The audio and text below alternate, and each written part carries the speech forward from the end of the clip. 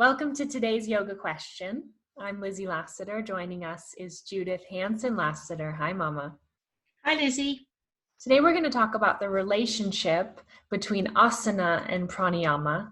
I want to share the website with you before we start, www.savasana.live, to get on the Sunday Shavasana series and find out about our digital courses, including our newest course, which is called the Pranayama Intensive. So, Mom, what is this relationship between the practice of asana and the practice of pranayama? Well, in the Yoga Sutra of Patanjali, he gives us 8 different limbs. And the first 2 have to do with social awareness, because all of these limbs are about shifting your awareness. And you begin from the most social, how you act in the world. And then it begins to take us inward. And the first 2 steps do that. They're ethical precepts. And then we get to asana. And asana now personalizes the yoga. It actualizes the yoga. You feel, you stretch, you feel the sensation of the pose. It brings you into the present moment. And it affects the nervous system, the organ systems, every part of your body. And then the next step is taking that physical awareness to a much more refined state. Asana is about the interweaving of movement and stillness. You move into the pose, you hold it. You observe the difference of stability and movement. You make a dance.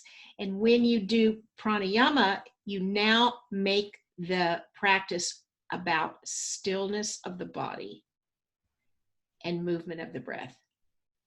But the other relationship I hinted at before has to do with the actual relationship of the diaphragm and its relationship to other organs. And I think we have a picture of that. Let me pull up Anatomist. These are our partners that we love working with. It's this visualization software that you can download yourself or subscribe to. And the place to find the link is www.judithhansonlassiter.com/anatomy. I'll put that also in the show notes for the episode notes for this YouTube video. So here we're looking at the diaphragm and its related structures. So the diaphragm is that, could you point to that? That's the diaphragm. It's a big muscle that divides the chest from the abdomen. And every time you breathe, the diaphragm contracts, it presses down on those organs. You see the liver to the left, the liver, the stomach is there, and down below you see the kidneys. There's the stomach, there's the right kidney. The kidneys are actually attached to the diaphragm. So when we learn breathing, it affects the diaphragm. So in asana, one of the things we want to do is we want to stretch the muscles that control the rib cage, because the lungs are the prisoner of the ribs. You can see the lungs above, and the ribs are around them, and in between them are intercostal muscles. If those are tight, the ribs can't lift and move. And there are other accessory muscles of respiration. So in our course, we take you through some practices that open the side ribs and the lower side back. And the back ribs, if you could turn around the model. Yes, the back ribs, they're muscles that attach to the back ribs that also attach to the pelvis. We work with that. And then you see how the lungs fill up wherever there are ribs, there are lungs. And so we work to stretch all the muscles that control the ribs in the front and the side and the back. Because without the fluidity of the ribs and the diaphragm, breathing is impaired. And when we sit or lie to do our pranayama practice, we learn how to move the ribs and pacify the abdomen, because there are no lungs in the abdomen. And we learn what it means to begin to understand retention of not breathing, because the practice of pranayama is about refining the breath so it becomes softer and less frequent because of the direct effect that has on our emotions and our mental state.